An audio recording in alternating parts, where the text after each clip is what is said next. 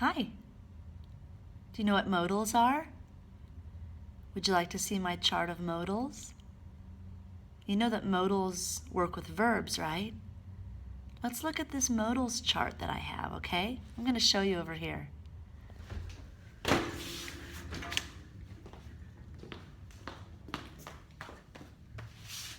Check this out. I got a chart about modals. Modals do not work with to. Modals help verbs. Modals do not change. There is no S on a modal. When we use a modal, we use a base form verb. Here are some very popular modals in English. Can, could, will, would, shall, should, must, may, and might. Now there are some other helping verbs that are in idiomatic expressions. For example, have to. We do conjugate that with has to for he, she, and it. He has to go to work. She has to study English. It has to get cooler. This weather is crazy. Then we have other expressions like want to, wants to, need to, needs to, going to, that's future, using the progressive going with an infinitive. I am going to teach you English. She is going to listen. We are going to learn. That's future, so it's idiomatic. Then we have these two that are extremely unusual. Ought to. This is very old-fashioned English. There's no S.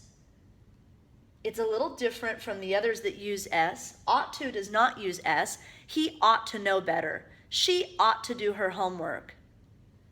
And then had better is very idiomatic, using the past tense of have in the had past tense form with a comparative adjective, better, but together they mean should.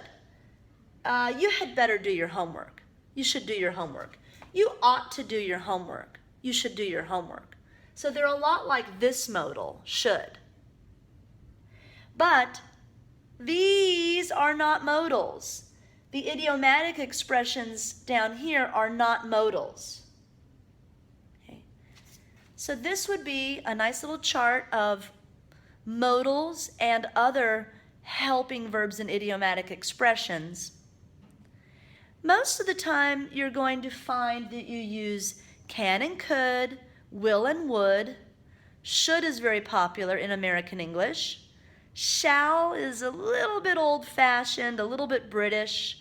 We don't use shall quite so much in American English. Must, may, and might are all very important.